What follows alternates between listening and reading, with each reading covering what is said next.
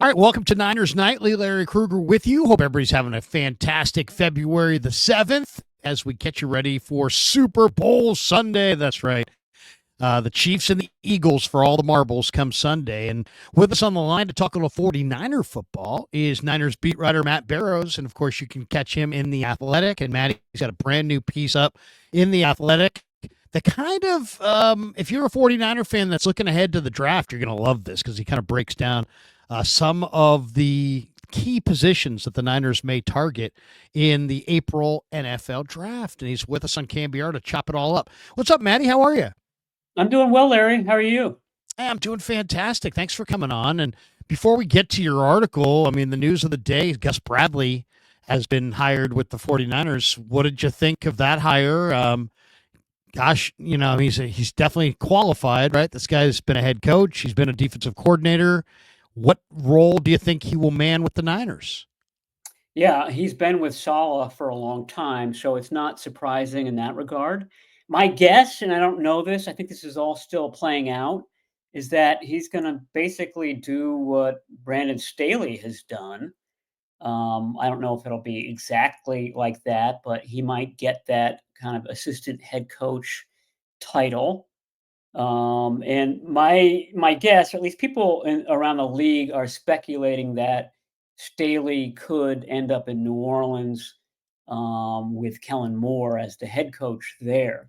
I think they've got a year together with the Chargers, so I think there's some familiarity between Kellen Moore and Brandon Staley. So that would allow Bradley to come in and basically kind of take that lofty title, that assistant head coach title. And it would be sort of a similar type of guy, a guy who's been a head coach, who's been a defensive coordinator, and who, and this is the important part, is really well versed in this defense.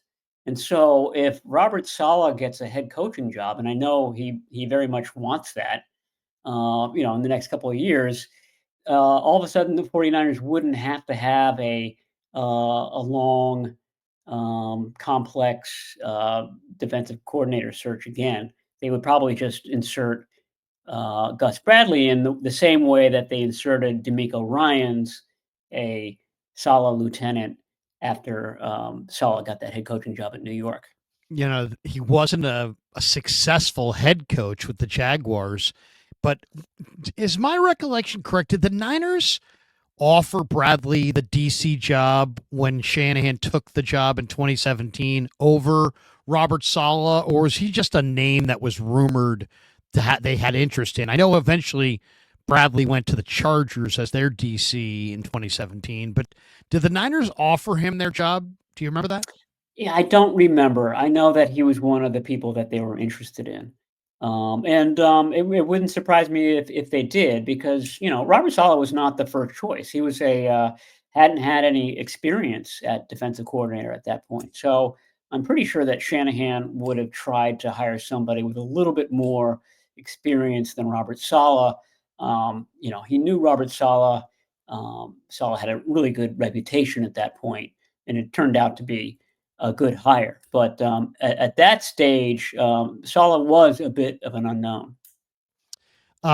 Your latest piece in The Athletic is fantastic, and you basically you start it with a question, and the question is an all trench draft, and it is interesting. There's been a lot of conjecture about the 49ers maybe being involved in a trade scenario that would see them going after Myles Garrett, and yet, maybe I'm crazy because Garrett is spectacular, but I kind of think that maybe the Niners shouldn't go in that direction, that they maybe should kind of, instead of going for one guy like what they did with Trey Lance, one guy like they did with Hargrave, and now one big name guy in Myles Garrett, I almost feel like this draft is just so chock full of really exciting young defensive linemen that I might want to go the other way and kind of trade back from 11 into the 20s and see if I could get extra picks and see if I could pick off 4 or 5 defensive linemen in this draft, because I think it's that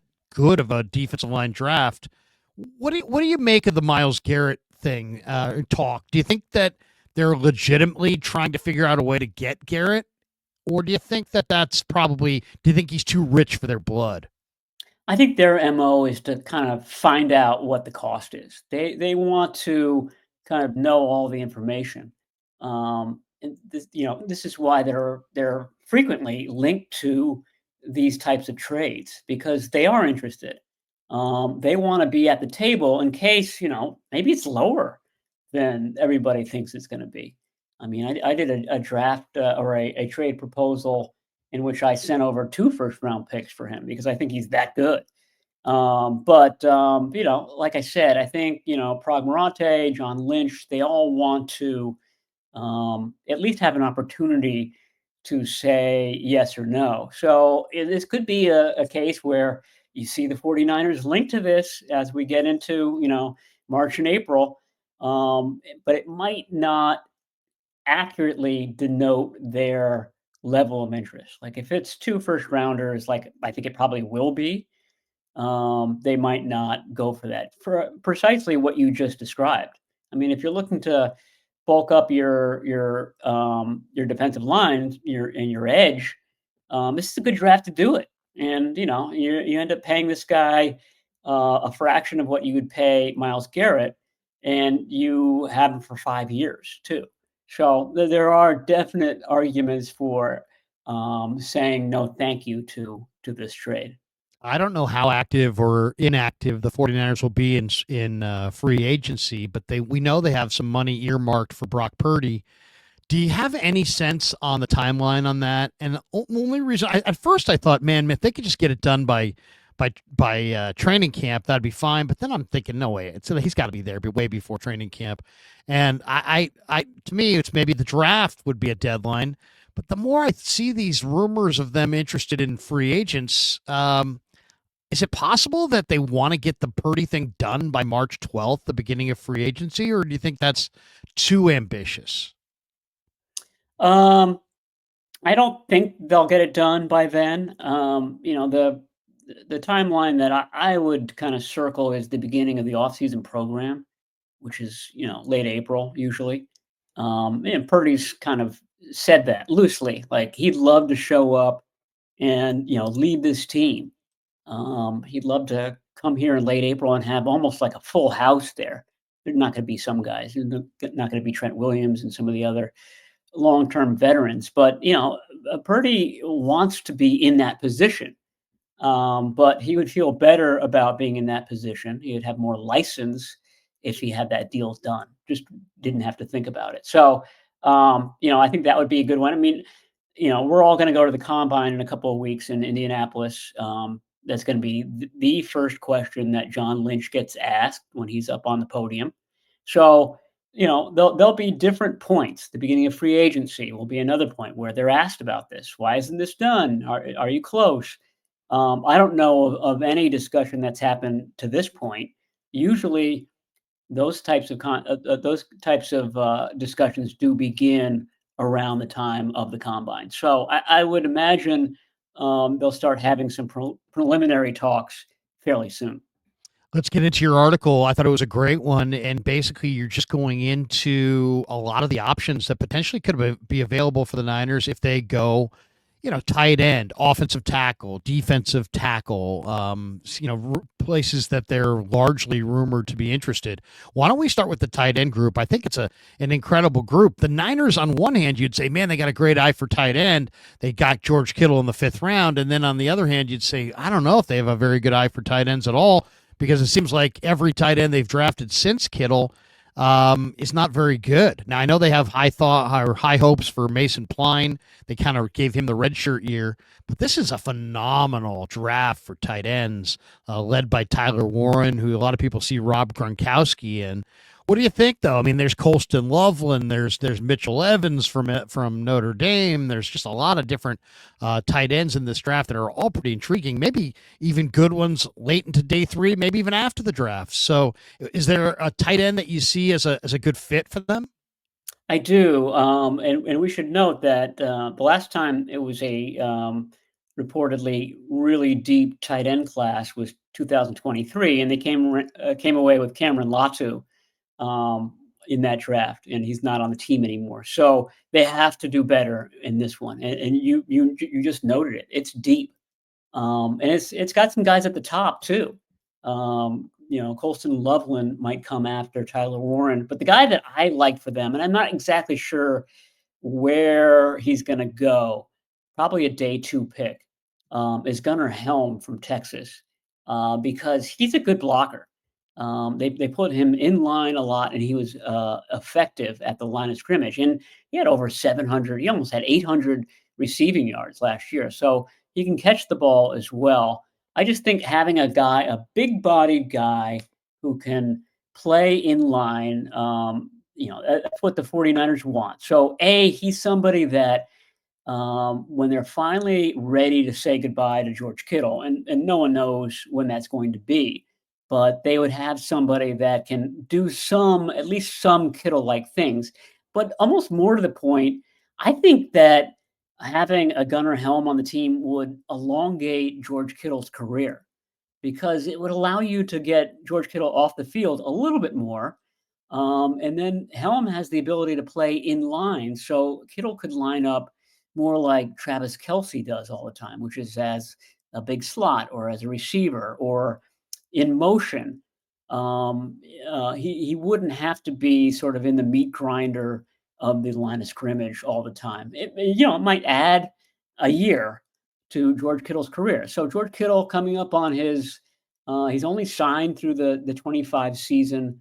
If they were to do an extension with him, I think that bringing in another tight end, while it might seem contradictory, would actually kind of allow you to get more out of that second contract with George Kittle. One of the things I noticed when I was watching the Mobile practices is that John Lynch and his two lieutenants, R.J. Gillen and Tariq Ahmad, were really camped out in the O-line, D-line one-on-ones, and they seemed to be watching it and taking notes. They look pretty intently focused on the edge rushers, and it's another good group of edge rushers. This is an interesting position, Maddie, because like Mike Green from Marshall looked great, but he's like 248 pounds. And if you look at the Niners, it seems like they like guys who are more in that kind of 270 range. Shamar Stewart from Texas A&M is even bigger than that. He's probably in the 280 range and ran incredibly well.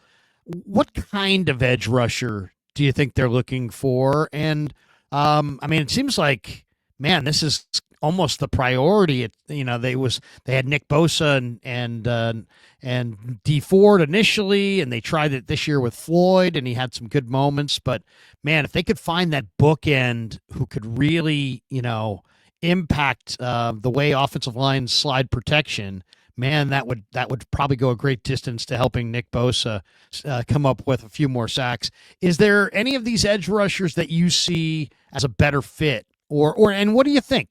Would the Niners be interested in a smaller 250-pound guy?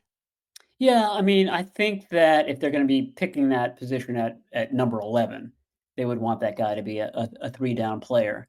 And so they'd have to convince themselves that Mike Green is that three-down player. I think that he went into the Senior Bowl knowing that that was a knock on him, and I think he weighed in at 251, which was heavier than people thought, and he had that big rep in one-on-ones, and John Lynch was right there when this happened, when he knocked down Josh Connerly, the tackle from Oregon, just pancaked him with a bull rush. So he was trying to show that he's got that in his arsenal, and that he can set the edge and that he can bull rush. He can do things like a big edge can do. So I guess that's the question for the 49ers now is that did Green show that? Because he does the other things really well. He's got great bend. He's got great quickness. He's relentless. He's intense.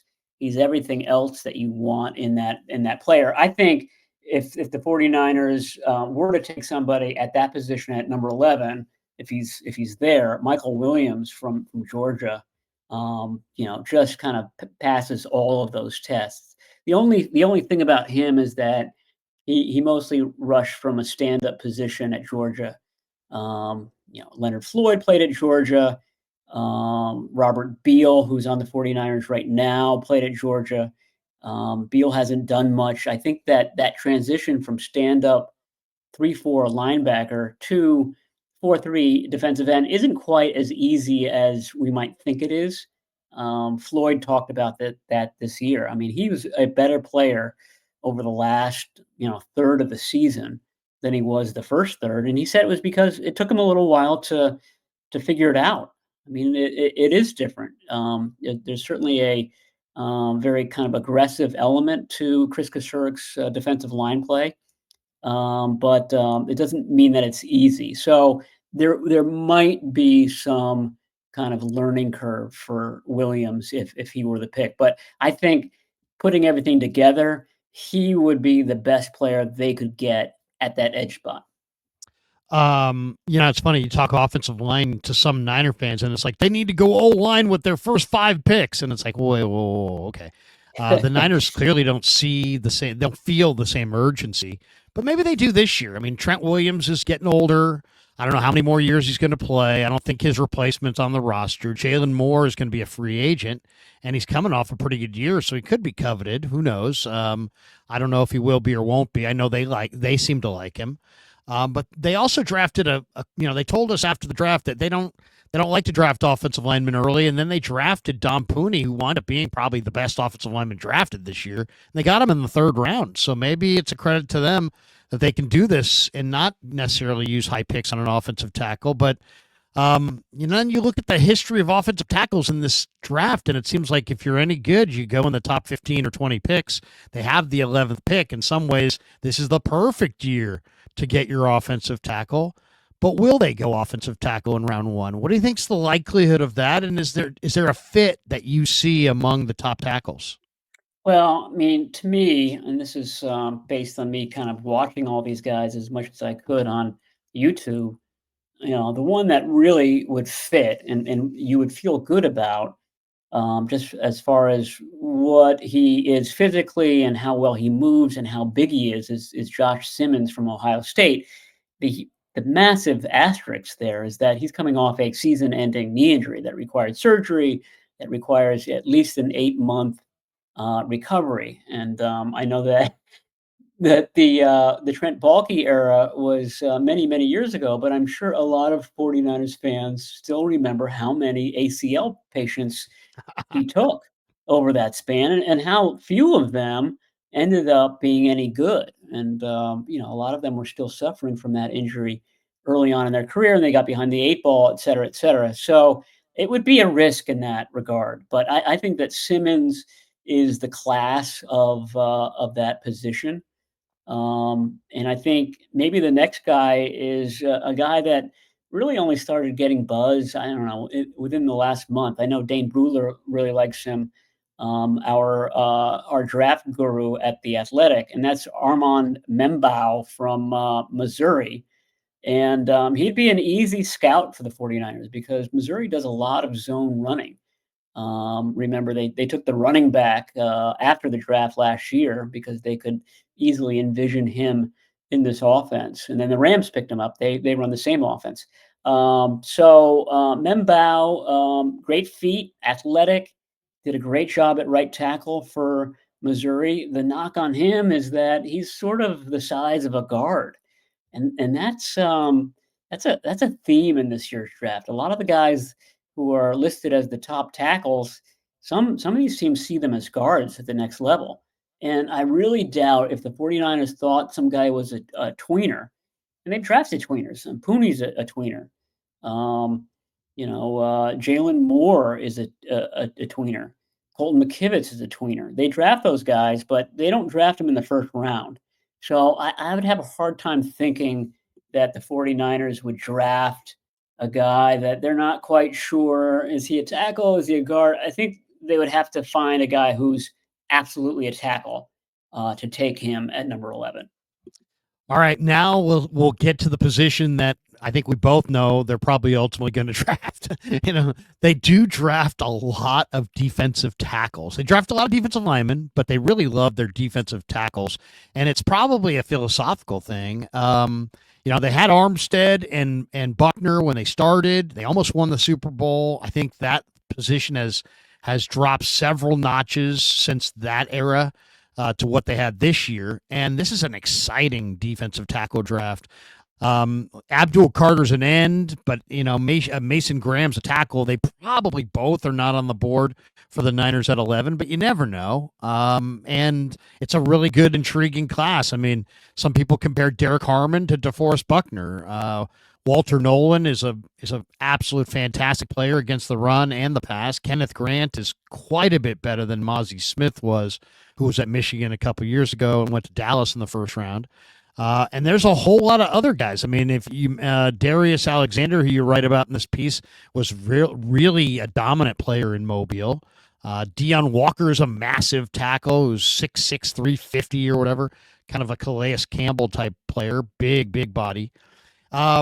Matt, I just kind of, all roads lead back to defensive tackle. I guess my question, you're around this, every day. I know I am as well, but I'll ask you a question that I don't know the answer to. How do you think the 49ers feel about their collection of tackles? Because I'm not that bullish on any of them, to be honest. I think they like one of them, and that's Malik Collins. I think they like his quickness, but right now he's paired up with Jordan Elliott, and I think that they see Jordan Elliott as maybe that Bravo unit, that second tier line. If you can get Jordan Elliott on that line and maybe a couple of other guys who logged a lot of snaps last year, they'd be okay with that. But I think they want to pair Malik Collins with somebody who's more productive. And this is a good draft to do that. I mean, they could end up taking a couple of guys at this position. And we should have a caveat that says it's going to be interesting to see what they do in free agency, because that'll obviously set the table for the draft and give us hints about what they do in the draft. But if you like Malik Collins as sort of the three technique, maybe they're looking for a bigger bodied guy. I mean, Derek Harmon, I think, would be a really good, round one pick, because he is big and he does penetrate and he's disruptive. The only knock on him is he doesn't always finish. So he's got a lot of pressures and not a lot of sacks, but you almost, you'd almost excuse that if he got pressures at almost, even nearly the same rate that he did at Oregon, and he was at Michigan State before that. So he's played in a lot of big time games to this point. Nolan's another really good penetrator. Kenneth Grant, it would be like a big version of DJ Jones. I mean, you were at that assistant coach session that we, the media, had last year, and it seemed like Chris Kasurik was just pining for DJ Jones, like just looking for DJ Jones-like players all the time. So that could be something. I thought that Darius Alexander, he might have made himself the most money in Mobile. I mean, he really looked good. Question on him playing at Toledo is, okay, he's not going up against Akron anymore and teams like that. How is he going to do against top tier offensive linemen? And he did good. And he's that type of penetrator that they're looking for. So they're going to have options. If they go offensive tackle in the first round, they could probably find somebody really good at this position in the second. Everybody needs to go order The Athletic and sign up for The Athletic and read Matt's piece, because it really is fantastic. Matty, great stuff. On your way out the door, just as more of a personal one, is Greenlaw. What do you think the odds of Greenlaw coming back? I really would love to see him back. But I don't have a good feel on, does he have a burgeoning market that we're unaware of? I've heard Indy, Detroit, and others, Houston, Dallas. Or do you think his market's very muted because of the injuries and he's back here in a 1 year kind of a prove it situation deal?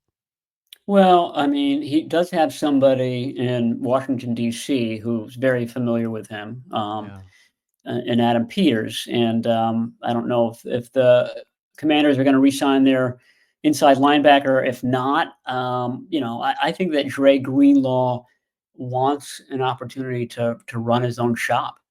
The way Azeez Al-Shaair did in Houston this past season. And you're not going to get that with the San Francisco 49ers. I think, his desire is to get a multi-year contract somewhere else. I don't think that he really wants to come back. Not that he doesn't like San Francisco, not that he doesn't like playing next to Fred Warner, but I think he wants a chance to kind of strike out on his own. And so, what you said earlier, what kind of market is there? Is there a team that's going to offer him a 3-year deal like Alshire got last year? And if the answer is no, then probably the 49ers are going to be offering, a 1-year deal that's as attractive as anywhere else he could go. And he could also kind of showcase himself on a team that aspires to go to the Super Bowl. So I would say that the chances are better than not that he leaves. But I don't know how the rest of the league sees him. I would think that Adam Peters in Washington would be more willing to risk a longer term deal on him because they know the player, they know who he is. So to me, that's almost the top spot for him. Very interesting stuff. Matty, thanks for jumping on KMBR. We appreciate you. Once again, Matt's a great follow on X, at Matt Barrows. He's got an article up in The Athletic right now, 49ers NFL Draft, big board, 26 players to watch at 4 big-bodied positions of need. It's an excellent read. I would encourage all of you guys to check it out. Matty, thanks for jumping on the radio. We appreciate you. All right. Anytime, Larry. Talk to you soon. Matt Barrows stopping by from The Athletic. We'll continue with more of Niners Nightly coming up next.